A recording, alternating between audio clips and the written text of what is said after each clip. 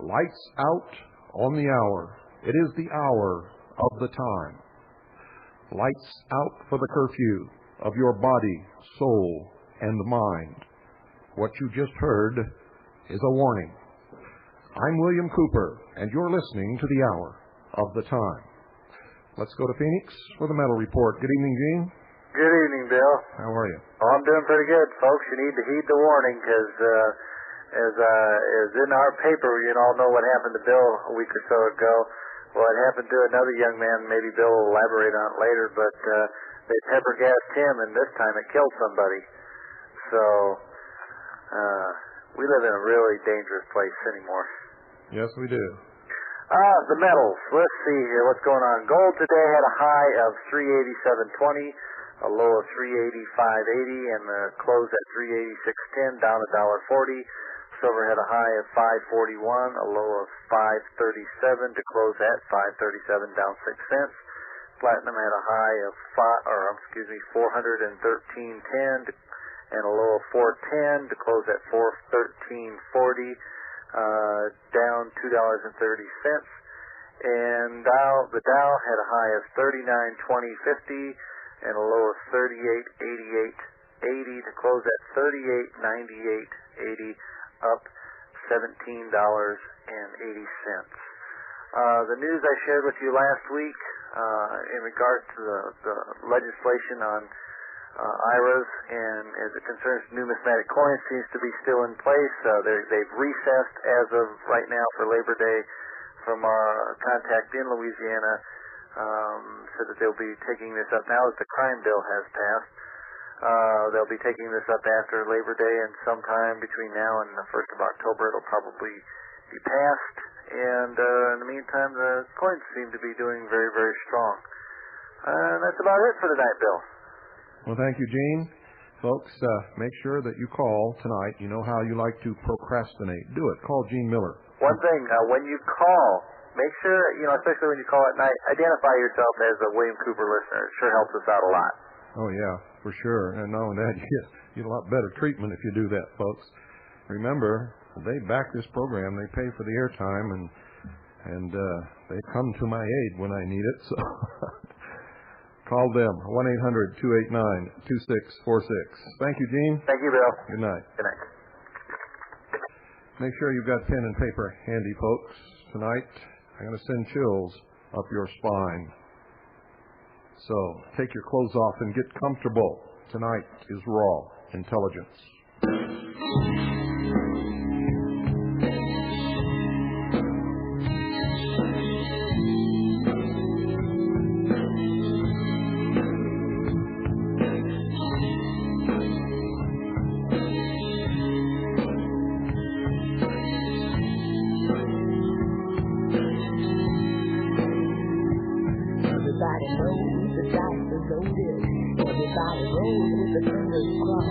Everybody knows that the war is over. Everybody knows that the good guys lost. Everybody knows the fight is fit. The poor stay poor and the rich get rich. That's how it goes. Everybody knows the boat is sinking. Everybody knows that the captain lied.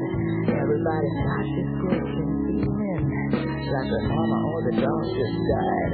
Everybody's hands are in their pockets. Everybody wants a box of chocolates and a long stem rose.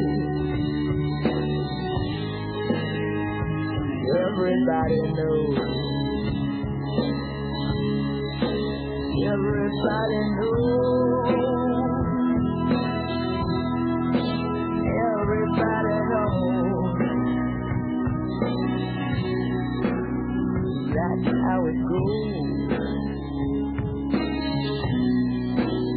Everybody knows. Yes, everybody knows. As I travel around this country, people tell me that something doesn't feel right. Something is terribly wrong, and they want to know what it is. Well, if they would just open their eyes and look around, they could see. Before I get into the meat of tonight, I want to let you know that I'll be in Los Angeles this weekend, September 3rd and 4th, at the Extraordinary Experiences Research Exposition at the Airport Marina Hotel. For information, call 213-850-8919. That's 213-850-8919. Or you can call 310-454-6034. That's 310-454-6034. I'll be speaking on Saturday. I believe I have a workshop Saturday and one on Sunday. And folks, just like the conference we had here, what you're going to learn if you attend one of these workshops is going to blow your mind. Also, we're experiencing heavy jamming, open carriers. That's when somebody cranks up a powerful transmitter, keys the microphone, tapes it open, and lays it down. So call the FCC when you hear jamming and complain loudly. The number is 308-381-4721. That's 308-381-4721. One more time, 308-381-4721.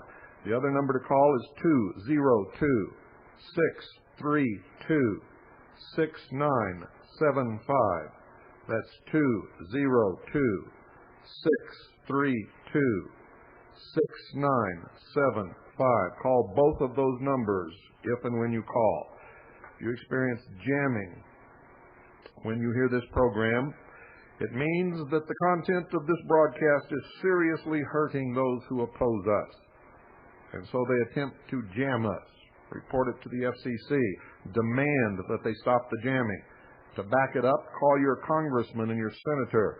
Demand that they put pressure on the FCC to stop the jamming. They usually do that right.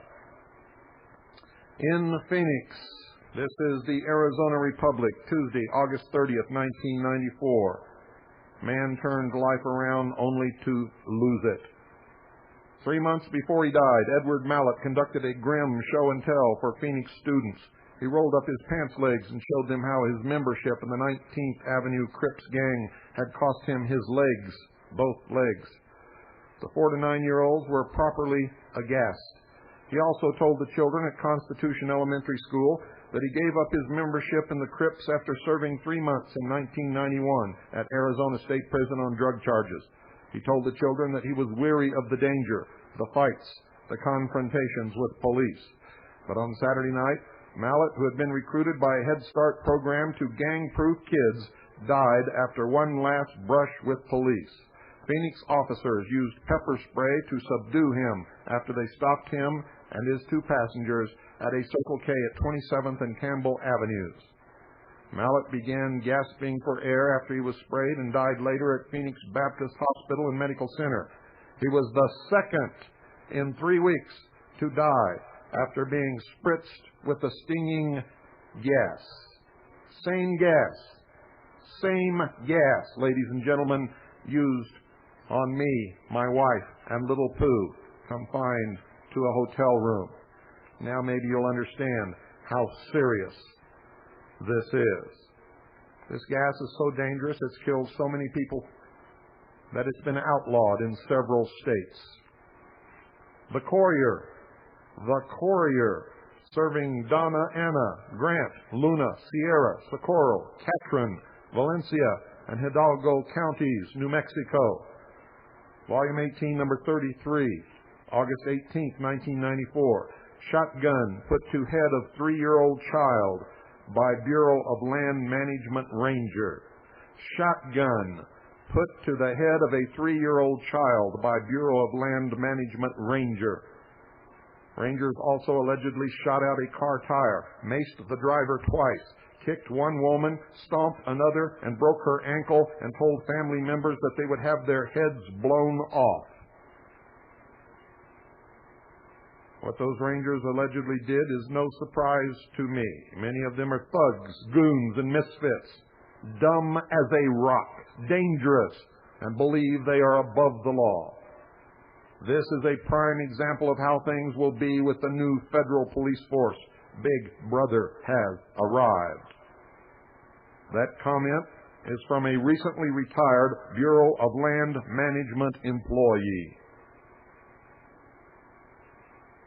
Santa Cruz Lake, Lorenzo E. Atencio, an Espanola attorney, has filed a formal written complaint with United States Attorney John J. Kelly at Albuquerque on behalf of 6 adults and 2 3-year-old children.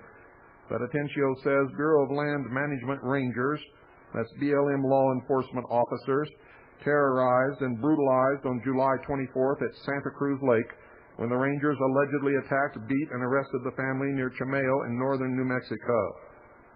According to Atencio, in his written complaint sent to Kelly, he represents Willie Moya, 48, Yolanda Moya, 49, Louis Moya, 27, Tony Moya, 25, Ernie Saucedo, 23, Antoinette Cordova, 19, Ernest Saucedo Jr., and Anthony Saucedo Jr., both 3 years old.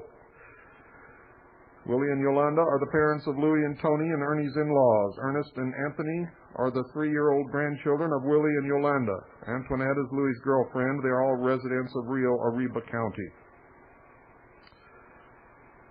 Ladies and gentlemen, this is just one little skirmish.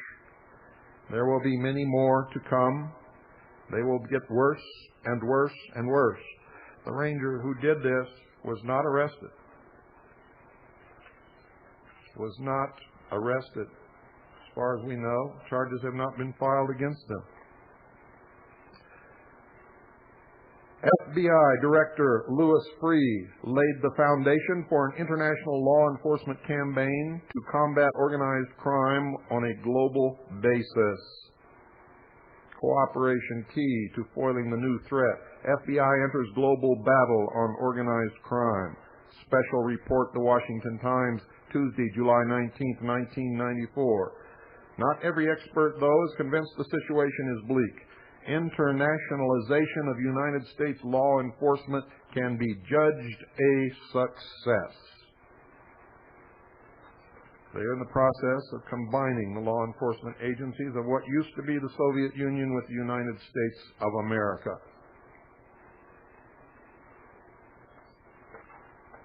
You better listen to me. You better understand what I'm telling you. Remember what I told you about Freemasonry. This is a letter. Can't tell you who it's from, but I'm going to read you the letter. The chairman of the gun club I belong to urged that members send for a book from the state capitol at Harrisburg.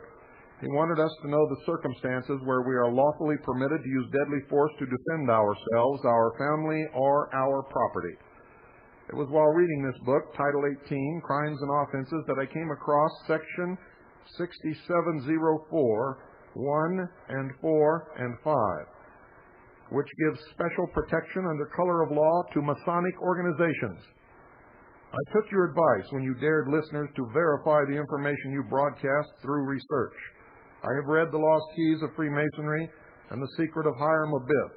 It does say that they, quote, harness the power of Lucifer, end quote, through the practice of Freemasonry. The laws of the Commonwealth of Pennsylvania confirm their influence in government. If you judge this letter to be fit to broadcast, you may do so by admitting my last name. I would ask you to request that the citizens of the other 49 states check their respective state statutes to see if legal protection is given to the secret societies through their state laws. Not only state folks, but they have special protection under federal law. This is Ladies and gentlemen, Pennsylvania Consolidated Statutes, Title 18, Crimes and Offenses, 1990 edition, containing all provisions enacted through Act 1990 through 223 of the 1990 legislative session. Published and prepared under authority of Title I, Pennsylvania Consolidated Statutes, Section 501, by the Commonwealth of Pennsylvania Legislative Reference Bureau, Harrisburg, Pennsylvania, December 31st, 1990. Chapter 67, Proprietary and Official Rights. 6704, Fraud on Association Having Grand Lodge. Down under 6704, Fraud on Association Having Grand Lodge. A person is guilty of a summary offense if, without the authority of the Grand Lodge described in this section, he fraudulently uses in any manner the name or title of any secret fraternal organization which has had a Grand Lodge having jurisdiction in this Commonwealth for at least 10 years. Imitates such name or title with intent to deceive. Wears or uses any insignia of such association with intent to deceive. Publishes or distributes in any manner, any written or printed matter, soliciting applications for membership in such secret fraternal association or any alleged association claiming to be known by such title or by a title in imitation or resemblance of such title, or sells or gives or offers to sell or give any information as to how any alleged degree, secret work, or secret of such fraternal association or of any alleged association claiming to be known by such title or by a title in imitation or resemblance of such title may be obtained. Do you understand what I just read?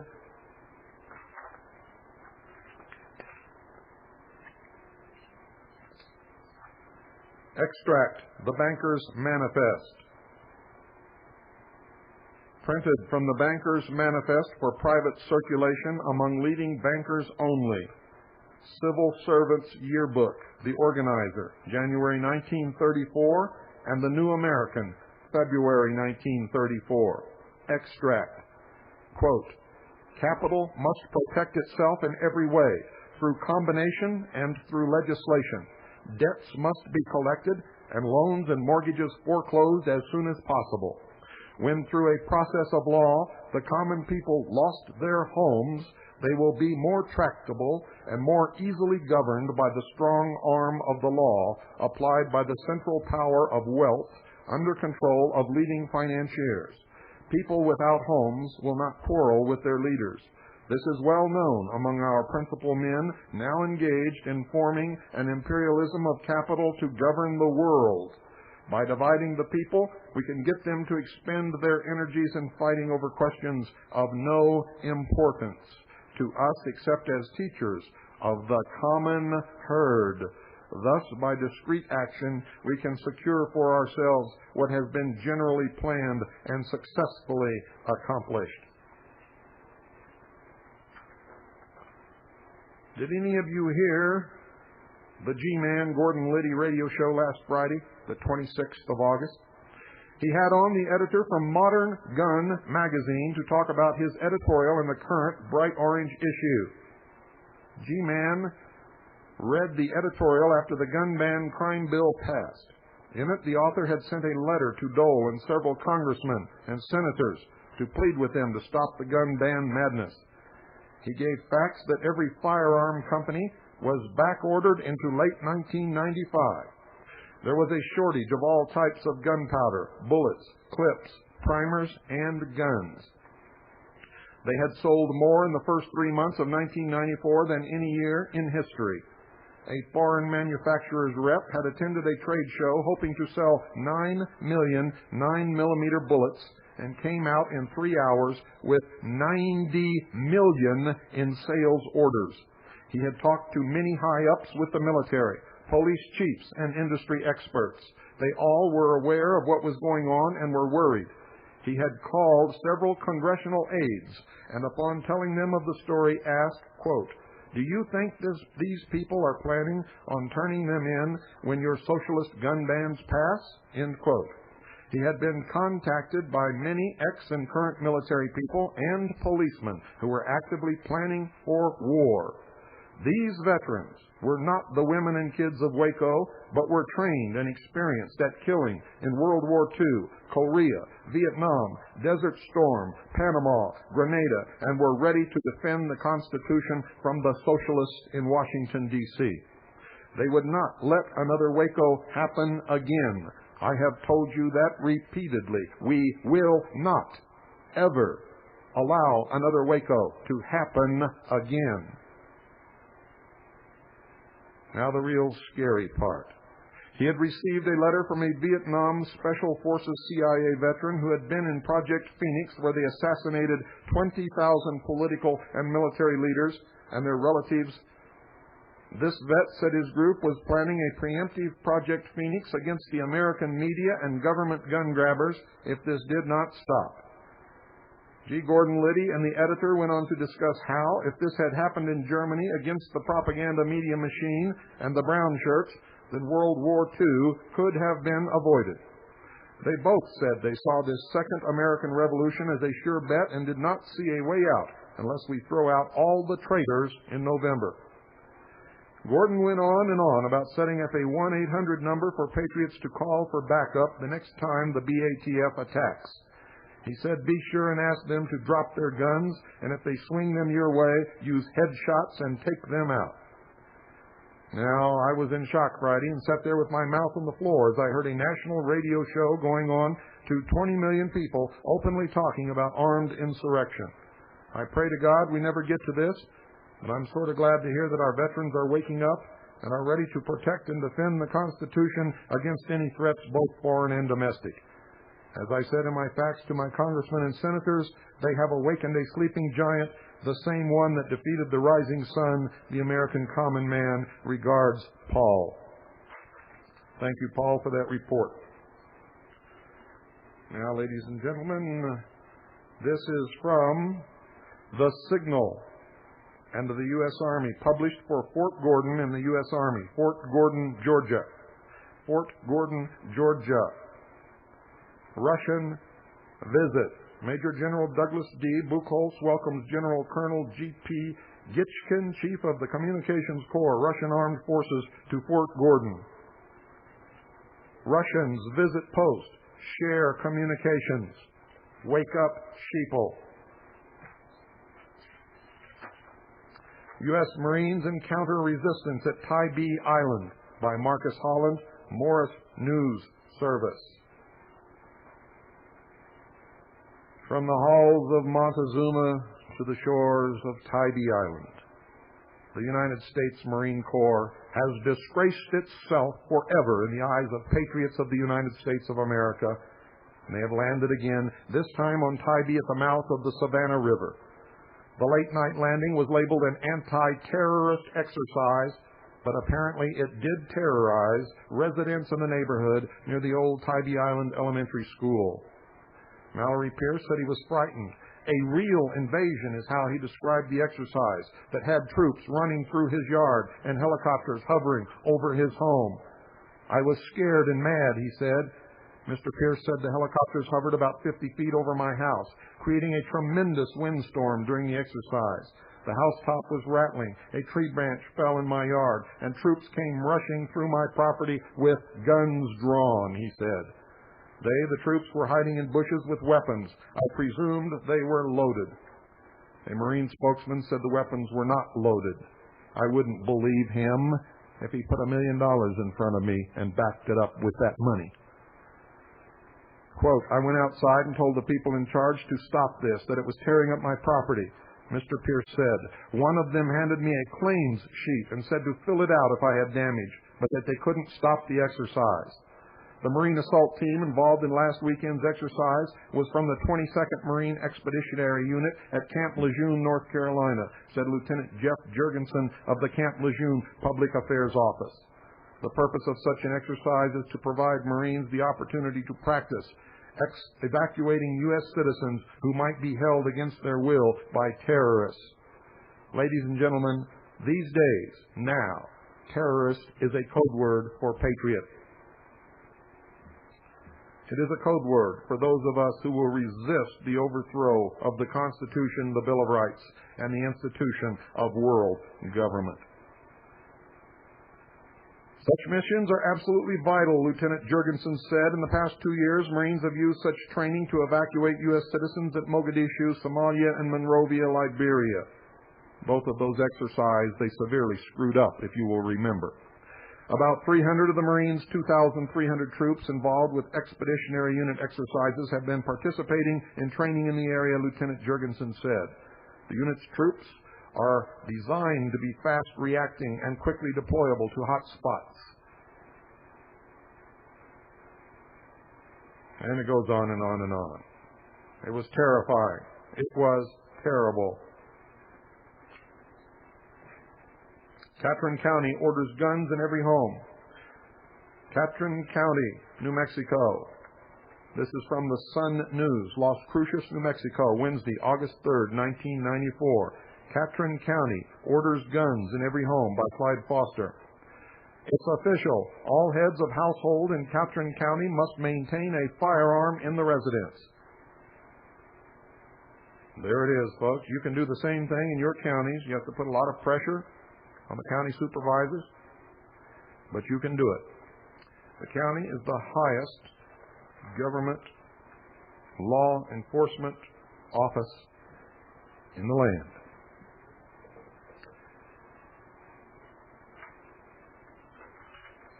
Soldiers were trained with backpack nukes. Remember, I told you this a long time ago. Small nuclear weapons were developed years ago, ladies and gentlemen. It was never any secret to those of us in the intelligence branch of the government. By Frank Grieve, Knight Ridder Newspapers, Wednesday, July 27, 1994, The Times-Picayune. Washington. For many years, American commandos were assigned to volunteer teams with the suicidal mission of detonating small nuclear weapons at close range, according to military sources. The so-called Green Light Army demolition squads were supposed to deliver, arm, and then watch the device until it went off to assure the enemy forces did not interfere with the explosion, said a former Special Forces member trained in the mission. These were backpack nuclear weapons. If that meant staying inside the hydroelectric plant, standing 20 feet away from the warhead, that's where you stayed, he said. It was suicide, and we all knew it. Suicide missions for United States soldiers with small backpack nuclear weapons. Retired Army Major General David Einsel, Deputy Assistant Secretary of Defense for Atomic Energy from 1980 to 1985, confirmed the Green Light Team's assignment. Man-portable nuclear warheads were not the weapon of choice, and it had to be a very worthwhile mission or you weren't going to set it off in the first place, Einsel said. George Grimes, spokesman for the U.S. Special Operations Command, said he could not discuss the capabilities of forces assigned to the command. The Special Forces member trained in nuclear detonation asked not to be identified because, he said, he had signed confidentiality agreements while in the Army program. Anything that is blatantly illegal, unconstitutional, and this terrible is not bound by any oath or any promise, I can assure you. Ladies and gentlemen, we're standing on the edge of a great precipice. A great, great precipice. Now listen to this very, very carefully and make sure that you understand what you're hearing.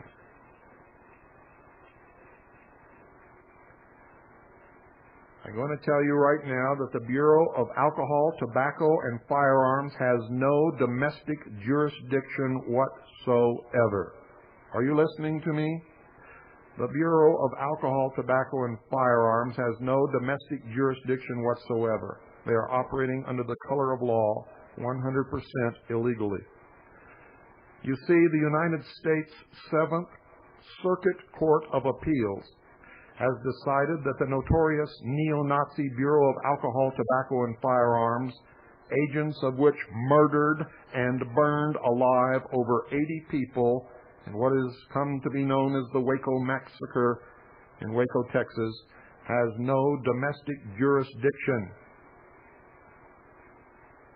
Attorney Larry B. Kraft sent a page from U.S. versus F.J. Vollmer and Nevius, One Federal Reporter, 3rd Series, page 1511, 1993, 7th Circuit, cite as 11F, 3rd, 1511. Court ruled that the Bureau of Alcohol, Tobacco, and Firearms had no domestic jurisdiction after first-time imported weapons are sold in the United States. Read it and draw your own conclusions. If the BATF has no domestic jurisdiction, what were they doing raiding the Branch Davidians in Waco? When in hell is someone in authority going to start asking the right questions or asking any questions at all? And why? Why is it that the defense attorneys for the Branch Davidians never brought this up? You see, it is my belief that the Branch Davidians were not properly defended at all.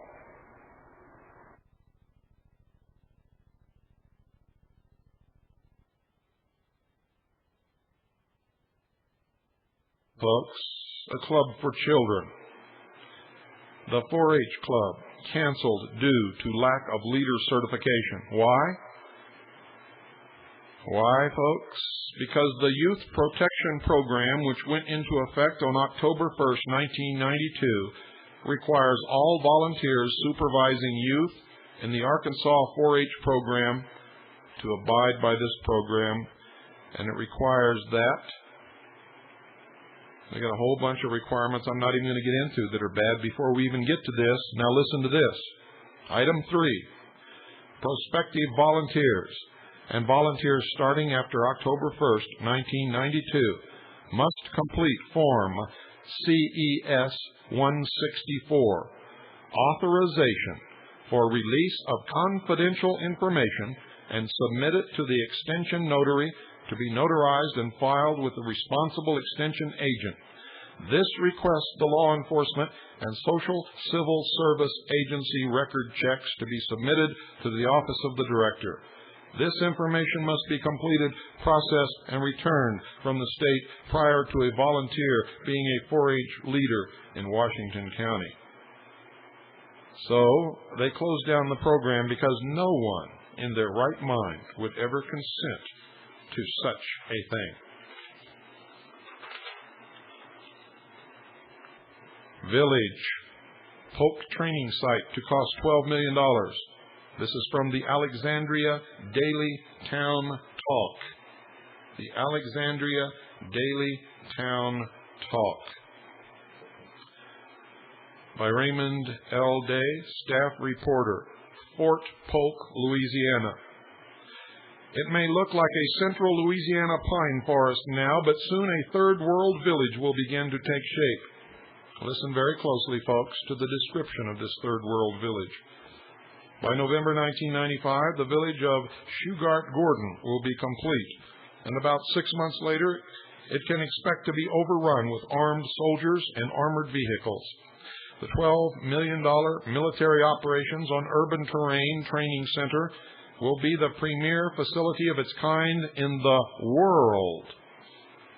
2 Army generals said during groundbreaking ceremonies Friday.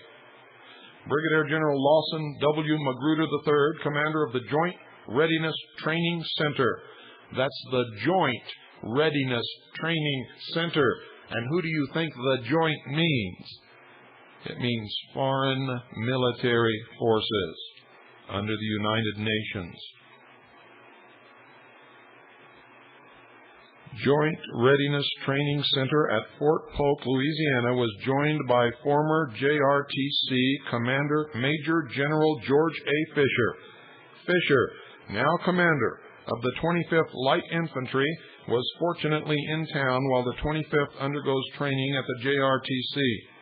Plans for the urban warfare training area, that's urban warfare training area, were first proposed while Fisher was in command of the JRTC at Fort Chaffee, Arkansas, and when it was moved to Fort Polk as part of the 1992 base closure and realignment program.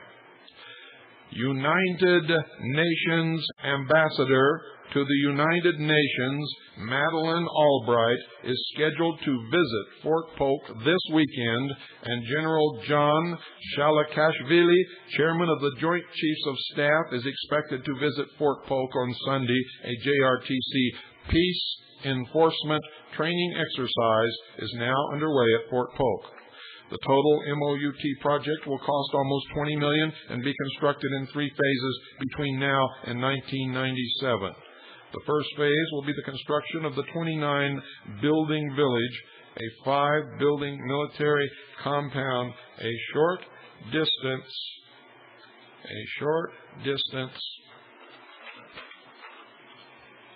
south of the village, and a 3-building airfield about 2 miles northwest of the village. Those 3 construction projects will cost about $12 million. The next 2 phases will incorporate latest technology in targetry, communications, and control instruments in the training areas that will cost about $6.7 million. The village is named after Master Sergeant Gary I. Gordon and Specialist First Class Randall D. Shugart, who were killed in action in Somalia while attempting to rescue fellow members of Task Force Rangers. Shugart Gordon will have several houses, a hotel, a hospital, town hall, police station, post office, and several other structures.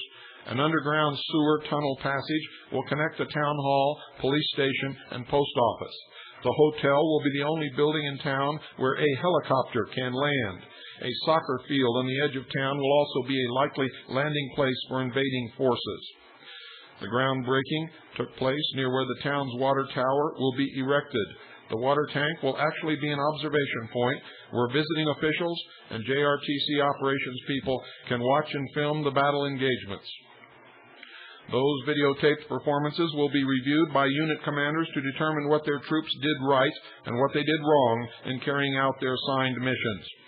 Magruder said the village will be built to resemble what troops would expect to find in an emerging third world nation. That's right, folks. A hotel, a football field, a post office, a police station. In Rwanda, the roofs of the buildings will be flat, he said. The lessons learned in the MOUT complex will build confidence and save lives. If American soldiers are called upon to engage in house-to-house urban warfare. Although its principal mission will be to train infantry, special forces, and airborne troops will also be armor-capable. Listen to this. With concrete streets and helicopter accessible with a rooftop helipad on the hotel and the soccer field. During training exercises, civilian role players will take up 24-hour residence in the village. Soldiers who burst into a house in search of an enemy will come face to face with the family, just as they would in real battle situations.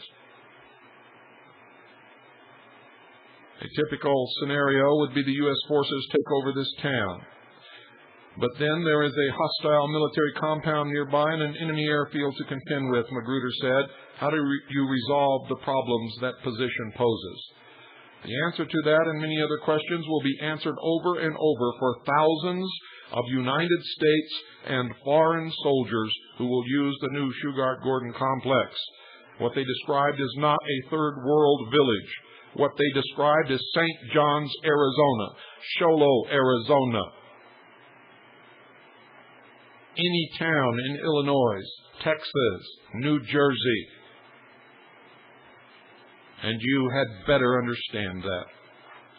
They are rehearsing for peacekeeping in the United States, ladies and gentlemen. The Arizona Republic, Saturday, August 20th, 1994. Poor kids lose again. Lack of phones keeps them off the information highway. Remember what I told you about the information highway? Listen to this. The Washington Post. Modern society's most basic communication tool, the telephone, is missing from the homes of millions of young children in this country, particularly poor minority children, according to recently compiled census figures. The statistics children's and consumer advocates say underscore the potential for poor children to be isolated from a range of services available by telephone, from latchkey hotlines to the next wave of technology, the information superhighway. I can tell you that I access the information superhighway. I access CompuServe and America Online and several other major databases. In fact, that's what I was doing for most of today. And I can tell you that even if these poor kids had phones in their homes, they could not afford to access the information superhighway, not in a million years. It costs a fortune. A study of 1990 census figures prepared by demographer William P. O'Hare at the Annie E. Casey Foundation indicates that nearly 10% of children under age 6 live in homes without phones. But among black children, the figure is more than 20%, and among Native American children, it rises to nearly 36%.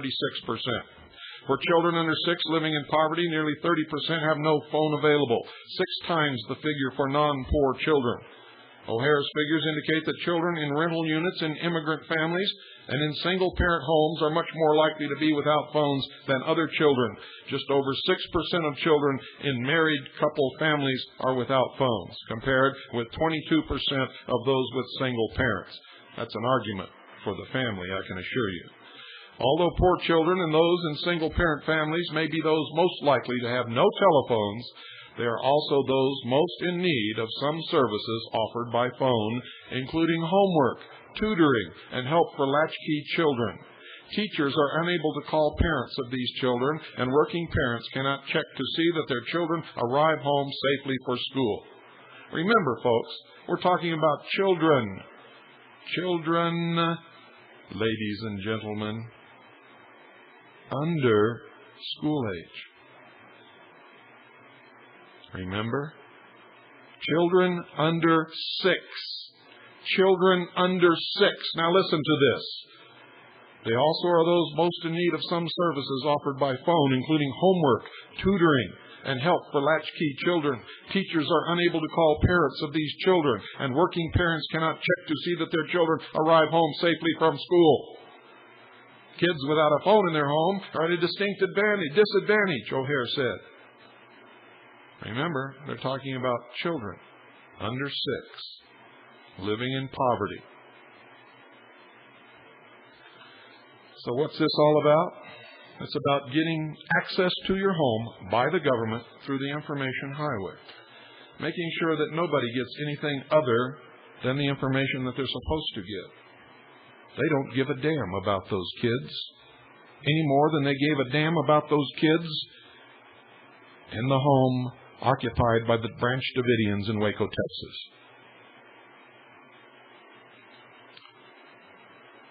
Elko, Daily Free Press, Elko, Nevada, Tuesday, June 28, 1994. This is the article I told you about, ladies and gentlemen, but this was before the fact. The county commissioner named Carver, Dick Carver, he was going to take a county bulldozer up Jefferson Canyon in the Tokima Range and reopen a road the U.S. government once closed. It's a county road. The government said no. He said yes. They threatened. He called their bluff. He went up there and got on the bulldozer and started. They went for their guns. The sheriff pulled his gun. Local ranchers pulled their guns. The feds have not been back as of yet. This is from a group of people, ladies and gentlemen, which was sent to all members of the United States Senate and all members of the House of Representatives, and the title is "We Have Drawn the Line." And I quote, "We are sick of government efforts to restrict our right to keep and bear arms. We will no longer beg you to uphold the Constitution. We will no more plead that you respect our rights. We gun owners will accept no more gun control. The debate is over. We draw the line. If you deny our unalienable rights and outlaw any weapons, ammunition, or firearms accessories, we will not obey your law. If you ever come to get our guns, we will oppose force with force. 70 million gun owners will not voluntarily turn in their weapons. Perhaps 35 million or 50% will comply under threat or force. But 35 million or 50% will not comply. They will keep and conceal their weapons for future use. More than 7 million, 10%, have already prepared for civil war. Millions across this nation now believe that an armed struggle for freedom may be inevitable. 700,000 or 1%, including many veterans, law enforcement personnel, and well-trained civilians, will begin to fight against the elitist one-worlders who now control the government, the media, and the nation's finances, and who are sacrificing United States sovereignty for a United Nations world government. Patriots know who the traitors are and will never submit to the emerging police state here in America. We speak not from the extreme fringe, but rather as responsible, working, productive, God-fearing citizens who love their country and its Constitution. If rebellion, revolution, or civil war comes to America, it will have been caused by a government out of control, a government which has lost the understanding that it is the servant of the people and the guarantor of their liberties, not their master and oppressor. You, the Congress, authorize, fund, and control the government. You will be responsible for the tragedy. No compromises or halfway measures will be tolerated. All gun control legislation, including those that are included in the present crime bill, must be rejected now and in the future. We have spoken for the last time, sovereign citizens of the United States. And I quote, "The strongest reason for the people to retain the right to keep and bear arms is, as a last resort, to protect themselves from the tyranny of government," end quote. Thomas Jefferson, President of the United States of America, said that.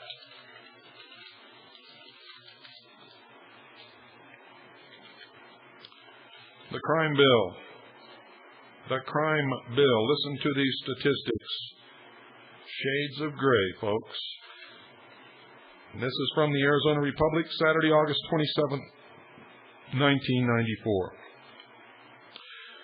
I quote from page B4.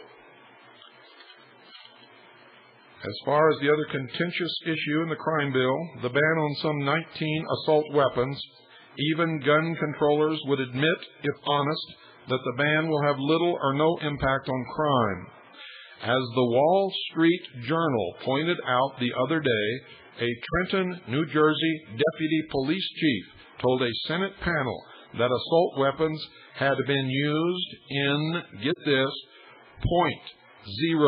0.026 of 1% of crimes committed in his state. That's 0.026 of 1% of crimes committed in his state. This means, he said, my officers are more likely to confront an escaped tiger from the local zoo than to confront an assault rifle in the hands of a drug-crazed killer on the streets. This is from the Associated Press. Get this. Satellite photos sought in North Carolina murder case from the Charlotte Observer, August 11th, 1994. Quote, "What we're looking for is a photograph that will show us the person standing beside the trash can that held Pamela Sanders' body. If you have any doubts about the technology we face, you had better put those doubts away. The technology is formidable, but we can overcome it if we are smart. And that means getting rid of the sheeple factor, shedding that wool coat, standing on your two hind feet, starting to research, form your militias, join the Constitution Party, work hard for our liberties, for we are standing on the edge of a great precipice over which, if we fall, we will never climb out of. I can assure you. You may call for information at 1-800-932-9888. That's 1-800-932-9888. Or you can write the Constitution Party, Post Office Box 7565, Beverly Hills, California, 90212. That's the Constitution Party, Post Office Box 7565, Beverly Hills, California, 90212. I suggest that you all send for Linda Thompson's new tape, and I suggest you do it right this moment. The name of it is America Under Siege. America Under Siege. It will bring tears to your eyes. It will show you how far we have sunk. You'll see it with your own eyes. Send $28.95. $28.95 to the American Justice Federation. Now, I don't have the address, but you can get the address by calling them. Call the American Justice Federation, 1-800-749-9939. That's 1-800-749-9939. One more time. The American Justice Federation, 1-800-749-9939. Send $28.95. Ask for America Under Siege once you've called and get the address. Once again, to call the Constitution Party, it's 1-800-932-9888. Or you may write Constitution Party, Post Office Box 7565, Beverly Hills, California, 90212. Don't ever stop preparing. Don't ever stop training. Don't ever run away from this fight. Slavery, I can assure you, ladies and gentlemen, is much worse than dying for a good cause, if that's what required to preserve our liberty. We've got about 3 minutes left, and we're going to go right now to the phones. Good evening, you're on the air. Hello. Hello? Yes. My name's Chris. Talk, Chris. Okay, well, it's nice to be on the phone. I've got a couple things to say to you. I've read your book. It's the best book I've read. I really appreciate you doing what you've done. I am a young college student I'm in Texas, at San Angelo, Texas. And you would be surprised at the stuff that these people are taking out on in these books. If you don't mind, can I just read you one sentence real quick? Go ahead, make it quick. It will be. It says, the almost unbelievable swift expansion of worldwide electronic communication with further spectacular developments on the near horizon makes the theory of the world as a global village, while still far from reality, a valid concept. And that's just the tip of the iceberg. And I have joined the Constitution Party, and just want to let you know that we're out here for you, Mr. Cooper, and I enjoy listening to you every night, and there's just not enough we can do for you. Well, let's do it for all of us, not for me. You're right with that. It's for the entire American people, but you and Linda Thompson are the ones that are making the stand for us, and believe us, we're behind y'all 100%. Wonderful. Thank you for calling. Thanks a lot. Good night. Bye-bye. 602-337-2524 is the number. If you want to get a quick call in and leave your comments, we'll be happy to hear from you. Good evening. You're on the air. Good evening. My name is Lawrence Jaster, calling you from the Sunshine State. And I just wanted to say, I've been listening to you since I bought my radio here a couple of weeks ago, and I think you need to run for president. I am so impressed with your patriotic attitude towards our country. I just had to call and say that. And also, you mentioned the other night a book, Behold the Pale Horse. I went out and bought it over the weekend, excuse me, and I've been reading it. And it is the most fascinating piece of literary work that I've ever read. And I'm wondering, sometime on your radio show, not necessarily tonight, but when you got a chance, if you could possibly elaborate for me on that protocol of the Elders of Zion. I'd really like to know a little bit more about that. Well, that's a big subject, and one night maybe I'll get into it. It upsets an awful lot of people, but sometimes they need to be upset. You see, the validation of a plan is not who wrote it, or not who forged it, or not who people claim wrote it. I don't care about any of that. The validation of any plan is whether or not the plan was put into effect and carried out. And if you read the protocols of the wise men of Zion, you will see that that plan was not only put into place, but it was carried out, and it is acting upon us at this very moment. Well, Mr. Cooper, God bless you, and I tell you what, if you ever run for president, you got my vote. Well, I'll never run for president because the first thing I would do would be to shoot every member of the cabinet. Well, now, if you need ammunition, let me know. Okay. Thank you for calling. Bye.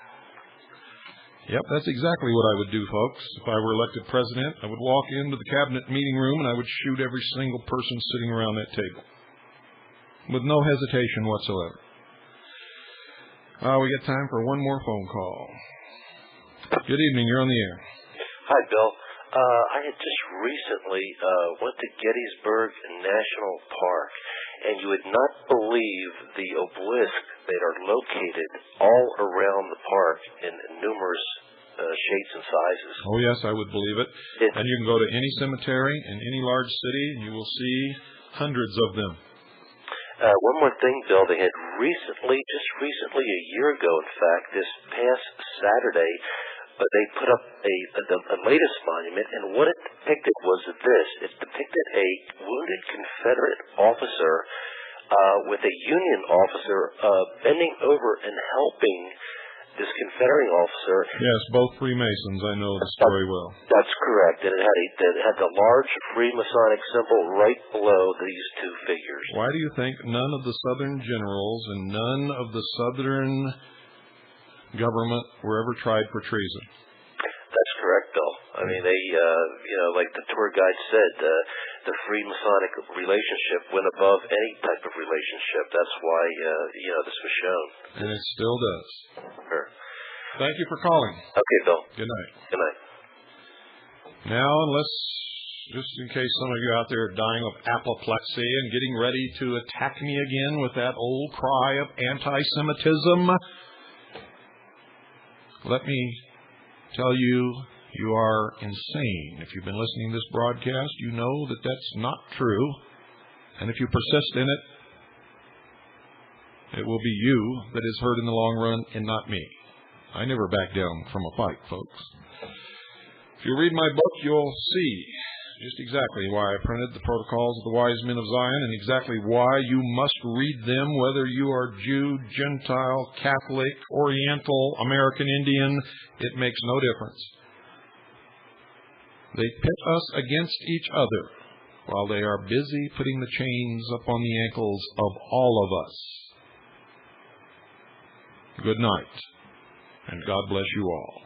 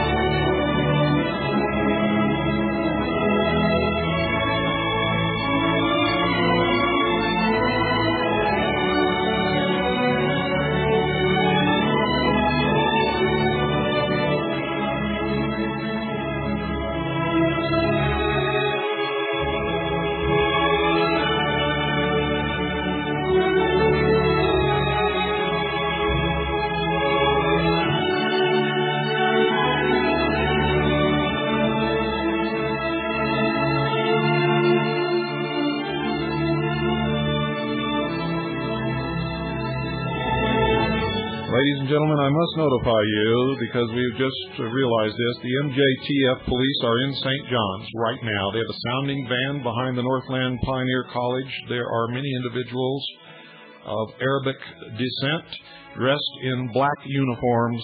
I do not know what's going to happen, but you must know this.